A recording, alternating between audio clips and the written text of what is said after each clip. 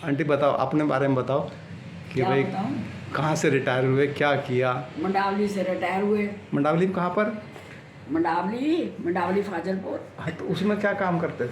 मैं डिस्पेंसरी में? हाँ तो डिस्पेंसरी। आंटी डिस्पेंसरी से रिटायर हुए हैं जी? एमसीडी डिस्पेंसरी ले अच्छा, एमसीडी डिस्पेंसरी। डिस्पेंसरी। तो यहाँ कितने साल रहे मंडावली में डिस्पेंसरी में? 28 साल। 28 साल। ट्रांसफर नहीं हुआ। ट्रांसफर नहीं हुआ, एक ही जगह पे? अरे नहीं, दूसरी जगह थी। तो कौन सी पोस्ट कौन सी थी आपकी? मेरी LHV लेडी हेल्थ विजिटर। बस मेरा तो एक ही सवाल है भाई, ज़िंदगी आपने इतना सफ़र तय किया, ज़िंदगी मतलब का उद्देश्य क्या होना चाहिए भाई? ज़िंदगी को इस अपनी शान करे तो कहाँ करे? ज़िंदगी का क्या मकसद लेके जिए आदमी? कुछ भी नहीं, जिंदगी का मकसद कुछ है ही नहीं। जिंदगी का मकसद भी होता है कहीं? ज़िंदगी खुशहाल कैसी हो? खुशहाल तो नहीं रह सकती भैया, जब तक गृहस्थ आश्रम में रहोगे तो बिल्कुल नहीं रह सकते। तो ये तो साधु भी बेकार घूमते रहते हैं। घूमते रहते हैं, वो तो साधु है ना, हम कोई साधु थोड़ी हैं। हम साधु थोड़ी हैं भाई। इतना जो टाइम पीरियड आपने लाइफ का जिया, उसमें कुछ तो ऐसा होगा भी, किस तरह से कुछ तो निकाला होगा रिजल्ट भी ज़िंदगी का। मैंने हाँ। जब मेरी नौकरी मेरे को लगी थी तब मैं थोड़ा खुश थी, वरना कुछ खुशी से नहीं गुजारा। क्यों? इतने सुंदर सुंदर 3 बेटे, हाँ। देखने दिखाने लायक, तब खुशी नहीं थी जब पैदा हुए थे? जब बेटे होते हैं तो सभी खुश होते हैं, मैं क्या हुई? बस वही मैं पूछ रहा हूँ ना, आदमी खुश रहे तो कैसे रहे? खुश नहीं रह सकता गृहस्थी में भैया। कोई तो उपाय होगा आपको। कोई उपाय नहीं है इसका। क्यों? कोई तेरे वाली बात की मुंह से छूटना नहीं है, खुश रह नहीं सकते। खुश रह नहीं सकते। सीधी बात, जब तक जिंदगी है तब तक तो मुंह से बंदा छूट नहीं सकता, चाहे कितनी कोशिश कर लो। भाई इतने बड़े बड़े साधु हैं, वो बताते हैं भी ये करो वो वो साधु करो। नहीं है, वो भी सब ऐसी हैं। साधु वाधु कोई नहीं है। साधु सही बता रही बात, सब ऐसी हैं। वो भी मांगते हैं, उनको भी तो फिक्र रहती है कि मैं रोटी कहाँ से खाऊंगा, मांगने नहीं जाऊंगा तो। चिंता तो उन्हें भी है। चिंता से मुक्त होने का कोई उपाय समझ में नहीं कोई है। उपाय नहीं है, मतलब फिर आदमी खुशी नहीं रह सकता। नहीं रह सकता। ये जब तक गृहस्थ आश्रम में रहेगा खुश रह ही नहीं सकता।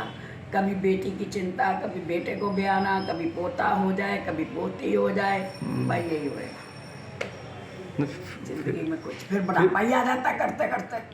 फिर क्या करे आदमी? फिर बुढ़ापे में राम जपे, वो जपया नहीं जाता। क्यों? क्योंकि बुढ़ापा होता है, यहाँ दर्द वहाँ दर्द। नाम कैसे लेगा? करवट लेगा, हाय राम हाय राम।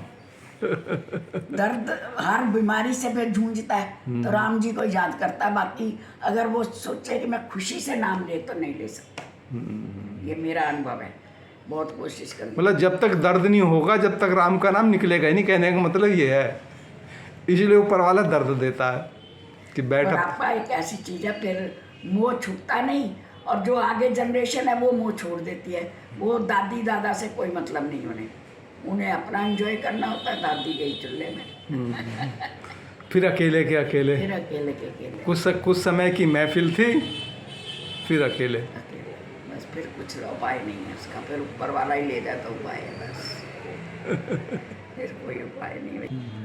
तू आज 1 लाख दे दे, जब भी दे दूंगी तो कमी नहीं है, ना दे दो तो भी मुझे कमी नहीं है। तो ना पैसे से खुशी फिर मिलेगी कहाँ से खुशी? खुशी मिल ही नहीं सकती ना। राम नाम में खुशी है, वो तुम ले नहीं सकते। राम नाम में खुशी है, वो तुम ले नहीं सकते। ये मेरा पट बात है। तुम कितना क्या लो कि आंटी आप छोड़ो, आंटी आप छोड़ो, तू छोड़ दे, मैं छोड़ दूँ, ये तो हो ही नहीं सकता। मतलब घर से दूर जाओ, या तो फिर दूर नहीं जाओगे तो भी घर की चिंता रहेगी, दिमाग तो वही रहेगा। दूर जा करोगे क्या? इससे अच्छा तो घर में ही रहो। तो फिर क्या करें ऐसा? कुछ नहीं कर सकते। अब मैं अमृतसर चली जाऊँ, है ना, मुझे कोई टेंशन नहीं, रोटी पकानी है या खर्चा करना, कोई मतलब नहीं ना। फिर भी मुझे इधर की चिंता तो रहती है। पहले ये रहती थी तेरे अंकल कर ले। ऐसा क्यों? ऐसा ये सृष्टि की रचना ही ऐसी, गीता में यही लिखा हुआ। मतलब ये है कि ये जो है मृत्यु लोक है, दुख लोक है, दुखी भोगने हैं। फिर लोग क्यों भागते रहते हैं सुबह से शाम तक? भागते रहो, भागना ही पड़ेगा, नहीं भागोगे तो वैसे दुखी हो जाओगे। अभी सुख शांति कहीं नहीं मिलेगी, पैसा कमा के भी नहीं मिलेगी, ना कमा के भी नहीं मिलेगी। इससे तो अंकल ही बढ़िया थे। अंकल तो बढ़िया थे ही, उसे कोई गम नहीं था। अंकल को कोई गम नहीं था, अंकल मौज की ज़िंदगी जिया। उसने अगर पहले ज़माने में क्या एंजॉय होता था, पिक्चर, कुश्ती, या कहीं एक्टर आया वहाँ चले गए, यही तो था। कोई मोबाइल नहीं था, कोई वो नहीं, टीवी नहीं था ना, कुछ भी तो नहीं था। उनको कहीं भी कुश्ती हो रही है वहीं जाना, चाहे वो कितने हज़ार की टिकट आए, जाता था। कितने किया है? कितने क्या हो, इससे कोई मतलब नहीं है, जाता ही था वो पिक्चर तो देखने। जब आपकी शादी हुई थी उम्र आपकी 15 साल थी? देखा 8वीं के पेपर दिए थे, अब तो लगा 8वीं का पेपर, 8वीं का बच्चा मार्च कितना? में पेपर हुए थे। 8वीं का अप्रैल में मेरी बच्चा शादी। मतलब होता है 13 साल का। नहीं 13 की नहीं थी, ज़्यादा थी, 15 की 15 की 15 थी। की थी। और अंकल 45 के? हाँ 45 45 ही नहीं, 40-42 का था। 40 के आसपास थे। मतलब ये देखना सामने लग तो रहा है अंकल। 25 साल का, 25 साल का ये फर्क। 4 साल बाद किया, 5 साल। 5 साल बाद की है हाँ। शादी के, 5 साल बाद की। हाँ ये मेरे पेट में ये था बॉबी, मतलब अभी मुझे पता नहीं था कि मेरे पेट में बच्चा है। मतलब ये हो गया, कितना फ़र्क हो गया? 40 साल, 25 साल का फ़र्क। दिलीप कुमार और सायरा बानो। पक्का। वो तो शुरू से ही कहता था, अब तो ना दलीप रहा ना वो सायरा बानो रही। ट्रेनिंग शादी के बाद करी थी? हाँ 2 बच्चों के साथ। जब इसने कमाया नहीं तो ये सरकारी नौकरी कैसे लग गया? आराम से लग गई थी तब? आराम से, मैंने ट्रेनिंग ही सरकारी की थी ना। हाँ तो फिर ऐसा अब तो नहीं लगती इतनी आसानी से नौकरी, कितने ट्रेनिंग कर लो। नहीं लगती, आप ट्रेनिंग करो। करने वाला होना चाहिए। अब थोड़े कानून बढ़ गए हैं। हाँ। हमारे समय पेपर जब दिया मैं था आपने? 8वीं पास थी, हाँ। जब मैंने ट्रेनिंग करी, मैं 8वीं पास थी। फिर 10th करी पिलखवा से? लखवा से 10th करी। तो 10th के बाद नौकरी लगी आपकी? ना ना ना 8वीं में लगी? हमें जो गांव में भेजा जाता था, हमारी ट्रेनिंग जो थी ना गांव में भेजा, लेडी हेल्थ विजिटर, हेल्थ के बारे में हमने गांव में जाके समझाना होता था लेडीज़ को। हाँ, बच्चों को टीके लगवाओ, बच्चों को पोलियो पिलाओ, बच्चों को ये करो, बच्चों को हेल्थ वर्कर जो हाँ होते थे। हेल्थ वर्कर समझ लो, लेडीज हेल्थ विजिटर, मतलब हेल्थ के बारे में हमें विजिट करनी होती है। LHV। LHV। तो आप रिटायर इसी पोस्ट से हुए थे? हाँ LHV से। तो प्रमोशन नहीं मिला था बीच में? मिला, आप सुपरवाइजर हो गई थी ना फिर। अच्छा अच्छा मेरे पास सर्टिफिकेट है, लेडी हार्डिंग का। अच्छा। इसी लेडी हार्डिंग में इन सर्विस करी थी। तो इतनी आसानी से जॉब मिल गई? अब मिल जाती है ऐसे जॉब? आसानी तो मेरे को तो जॉब से ही निकाला था ना, ट्रेनिंग करते ही मेरी जॉब लग गई थी। अच्छा अच्छा, सरकार ने सीधा ट्रेनिंग जब कोर्स? मैंने ट्रेनिंग ज्वाइन की थी तो हमसे एक बॉन्ड भरवाया जाता था। अच्छा अच्छा, कि आप सरकार में काम करोगे? अगर तुम गांव में काम नहीं करोगी, हमारे अंडर काम नहीं करोगी, तो इतने 1000 रुपए तुम्हें देने पड़ेंगे। नहीं तो तो सरकारी 18,000 पहले बहुत होते थे। और सरकारी नौकरी आपकी है ये, हाँ तो पेंशन तभी से, मतलब पेंशन मेरे को तो ट्रेनिंग में भी पैसे मिलते थे, 75 रुपये महीना। ट्रेनिंग ही सरकारी थी मेरी। ट्रेनिंग सरकारी थी। दिन में हम ड्यूटी करते थे हॉस्पिटल की, और 2 बजे से हमारे लेक्चर होते थे। तो जो लेडीज़ का पूरा डिलीवरी का पूरा वो कोर्स होता था ये? नहीं, 3 महीने हमें PTS, हाँ। PTS से मतलब होता था तुम सेवा कैसे करोगी, अपना साड़ी उठा के भाग तो नहीं जाओगी, गंदे गंदे पेशेंट होते हैं, नंगे भी देखोगी, मतलब बहुत कुछ समझाते थे। मतलब वो इंटरव्यू तो लिया होगा भाई, इसमें इनके अंदर एक इमोशंस है, कुछ नहीं है, भावना है, केयरिंग। शादी थी ना, तो मैं शादी में गई थी, तो हमारे सारे रिश्तेदार इकट्ठे थे। तो मेरी मौसियाँ जो थी, मामियाँ बहुत समझदार थी, मेरी माँ भी बहुत समझदार थी। तो सब, मैं उदास थी, बड़ी वाली भी, रिंकी की मम्मी खुश थी, अच्छे कपड़े पहनने, सब कुछ था। तो मैं थोड़ी उदास थी, होता ही है ना, जब पैसे नहीं होते तो उदास ही रहता है, बगैर पैसे तो एक कोने में बैठा रहता। बच्चों को भी थोड़ा उदास मैं देख रही थी कि मेरे बच्चों पे इतने अच्छे कपड़े नहीं हैं। तो मेरी मासी बोली कि ये उदास क्यों है? तो मेरी माँ बोली इसका आदमी कमाता नहीं, मेरे से भूल हो गई है, ये मेरी गलती है, माँ ने कहा। हाँ माँ ने कहा मेरी गलती है, मैं समझ नहीं पाई उसको। तो अब ये उदास इसीलिए कि भाई मेरी सबसे अच्छी सुंदर लड़की है, मैंने इसका बेड़ा गर्क कर दिया, अब मैं ही इसे देखती हूँ। तो मेरी मासी ने कहा कि आप भेजना ही नहीं हमें, 2 बच्चे भी रखेंगे, हम इसके घर भेजेंगे ही नहीं। तो इसको फिर ना अचानक जब ईश्वर ने हाँ, मौका एक देना होता संबंध है। बनाना होता है ट्रेनिंग का, अचानक इंटरव्यू था, तो जो वहाँ स्टाफ थी ना वो वहीं हमारे किराए पर रहती थी। उसने कहा कि चाई जी ऐसा करो, संतोष को इंटरव्यू दे देती हूँ, कोई जाएगी सिर्फ ठीक है ना होगी ना सही। मैं इंटरव्यू देने गई, मैं तो बड़ी अप टू डेट बन के गई, और जब तो उम्र भी छोटी थी तो उनको लगा मैंने शक्ल भी दे ही रही थी। गई तो वो मैट्रन बोलती है सप्ताह की, तुम लैट्रिन साफ कर लोगी? मैंने जी हाँ कर लूँगी। मुझे तो नहीं लग रहा तुम कर लोगी। कपड़े ऐसे पहन के आया वो। हाँ, नहीं कपड़े तो पहन के जा रही, कह रहे मुझे नहीं लग रहा और तुम स्मार्ट करो। ऊपर से। हाँ बड़ी स्मार्ट हो, मुझे नहीं लग रही करोगी, तुम तो कहीं अच्छे घर की लग रही हो, मुझे लग नहीं रहा कि तुम लैट्रिन। मैंने कहा जी ऐसा है, मैं सब कुछ आपको करके दिखा दूँगी। तो उसको थोड़ा ना विश्वास हो गया जैसे, तो उन्होंने सिलेक्ट कर दिया मुझे। 3 साल, कितने साल की ट्रेनिंग थी वो? 3 साल। 300 पूरा कोर्स था वो तो नर्सिंग का। हाँ पूरा कोर्स था। 3 महीने तो सेंटर में ही पढ़ाते थे जहाँ ट्रेनिंग वाली टीचर। मतलब बड़ी, मतलब फिर तो 3 साल के अंदर तो आपको लेके भी जाते होंगे गाँव गाँव वो ट्रेनिंग। गाँव लेके, गाँव में रात की ड्यूटी लगती थी। 3 साल की ट्रेनिंग में सारे काम कराए हैं उन्होंने। हाँ बिल्कुल। अब आजकल कौन कर पाएगा ये? आजकल तो तभी तो आजकल तो इंजेक्शन लगाने भी नहीं आते। नहीं, तो हमारे तो सरकारी अस्पताल था ना, सिविल हॉस्पिटल था, वहाँ तरह तरह के लोग दुनिया भर के इंजेक्शन लगते। पहले हमें ट्रेनिंग सेंटर पे हमें आलू पे बैंगन पे लेके दिखाते थे इंजेक्शन इस एंगल से लगाना। हाँ कैसे लगाना है, कितनी डिग्री पे होना चाहिए। क्या इसकी क्या डिग्री होती है इंजेक्शन लगाने की? कितनी हाँ। क्या? 40 पर, अब तो मैं भूल गई हूँ, सीधा लगाना होता है। 45 डिग्री पे? हाँ 45 डिग्री लगाना होता है, तो सीधा एकदम। अच्छा 90 डिग्री होता है? हाँ 90 डिग्री होता है, ऐसे नहीं लगाना, ऐसे लगाना। फिर बैंगन पे, फिर हमें धीरे धीरे जहाँ इंजेक्शन लगते थे, आदमी औरतें बच्चे सब होते थे, वहाँ लाइन लगी रहती थी, 500-600 आदमी। क्योंकि अब भी नहीं लगाता। एक जगह मैं ब्लड देने गया, मेरे तो उन्होंने हाथ ही जगह जगह कर दिया। मैंने अब कहा तो बहुत टेक्निक चल गई है, अब तो यहाँ से बांधो और यहाँ से कर दो, तब नया ब्लड आ रहा है। हाँ, पहले हमें तो नस ढूंढनी पड़ती थी, यहाँ बांध वहाँ बांध, नस ढूंढो ऐसे ऐसे करके, फिर निकालो, कहीं हवा ना चली जाए, बंदा ही मर जाएगा हवा जाएगी तो। बहुत हमारे समय बहुत कठिन था, अब तो बहुत आसानी है ट्रेनिंग।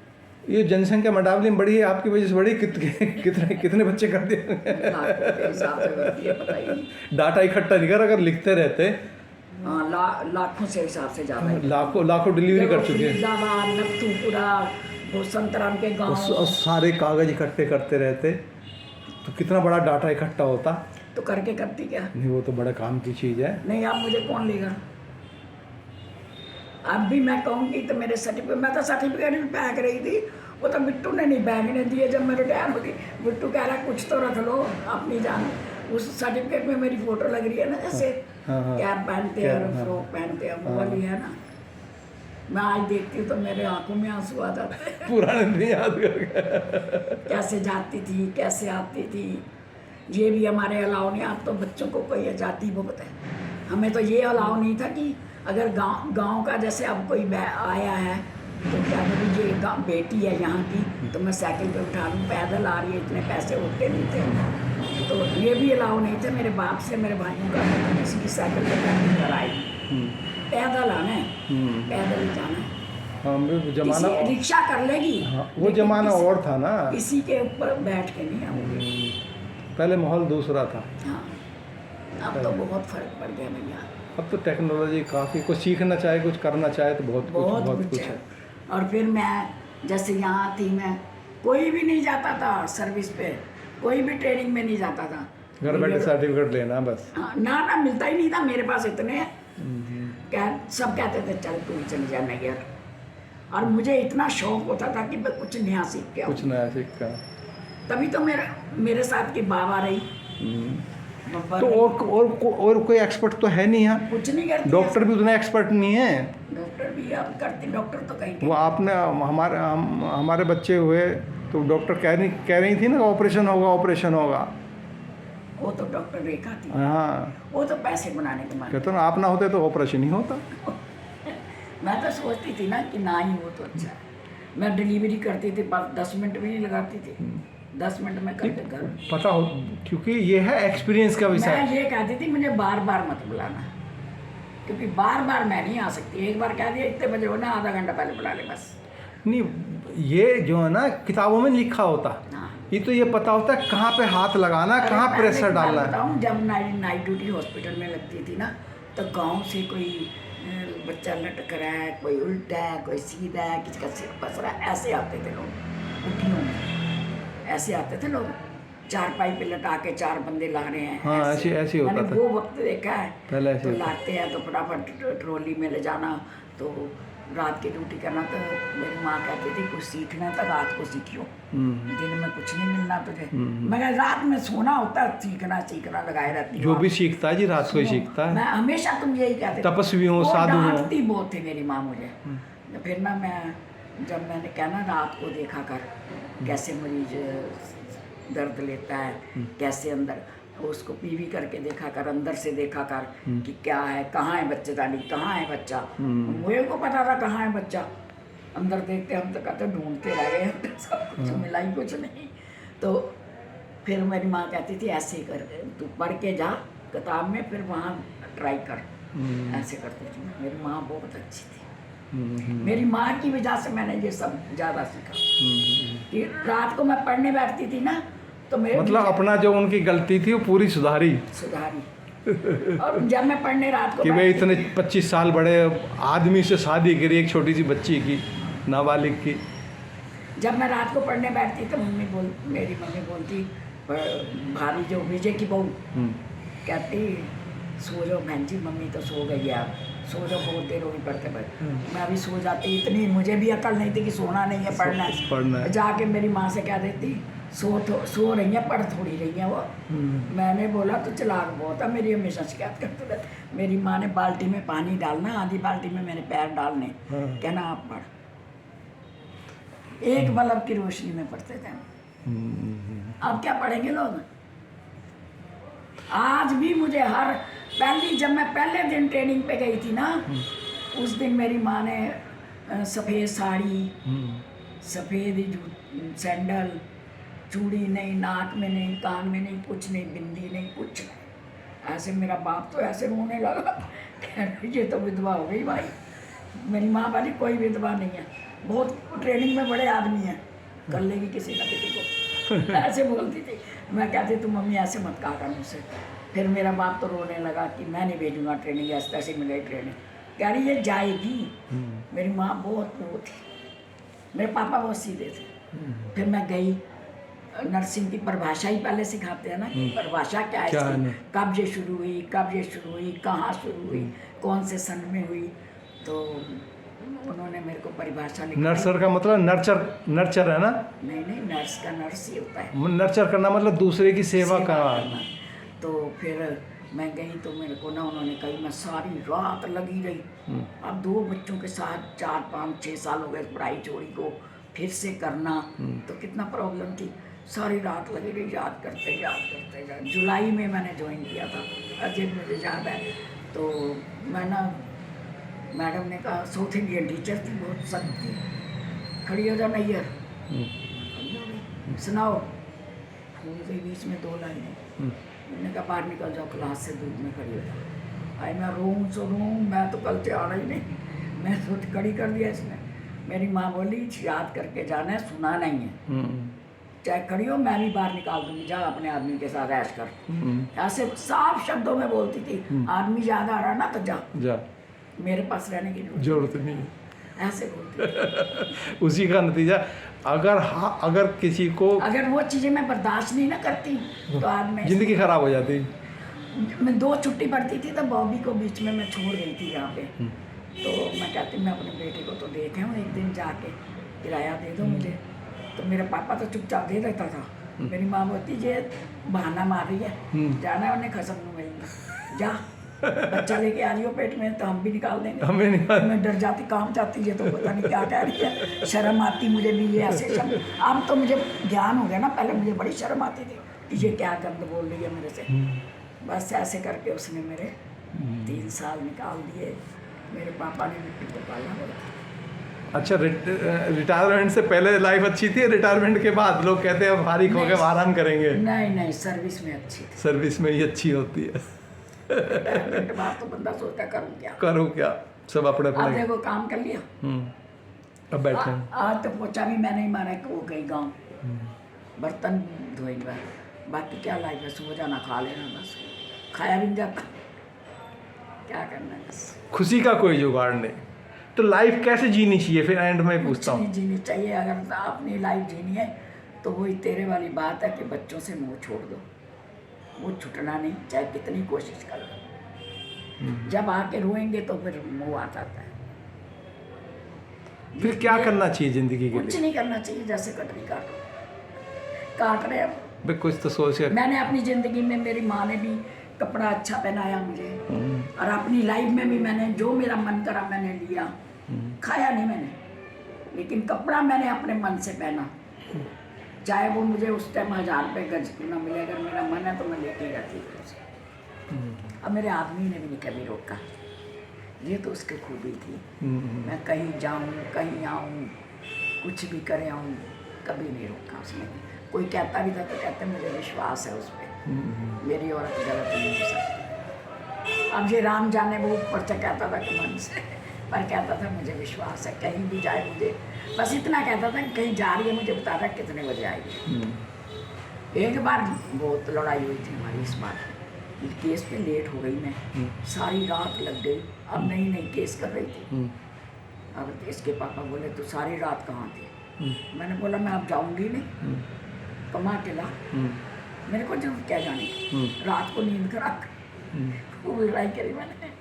फिर नहीं रोकना उसने, कभी नहीं रोकना मुझे। मैं अमृतसर जाऊँ, बट चिंता तो होती है भाई, पता नहीं कैसे तेरे माहौल। को नहीं कहता था फोन कर मम्मी को, अमृतसर गई है कब आएगी, मेरा जी नहीं तो लगा। अब आगे क्या प्लानिंग है? अब रिटायरमेंट कितने साल हो गए? 10 साल हो गए? 10-12 साल, 12 साल हो गए रिटायर। अब आगे 12-10 में हुई हूँ, 10 में लास्ट में हुई हूँ, 11 से मान के चल लो। 10 में कहाँ है? हाँ, 11 से हुई हूँ। 10 9 के लास्ट में। नहीं 10 के लास्ट में, 10 के लास्ट में, 9 के लास्ट में। 31 दिसंबर 10। अच्छा। अब वो चली फिर, जब ये मकान टूटा ना, मेरी वो शील्ड सर्टिफिकेट रिटायरमेंट का इन्होंने पैक दिया, शील्ड मिली थी ना मुझे। तो अब क्या करोगे? अब क्या करना, अब तो बुढ़ापा काटना है। अब क्या करूँ?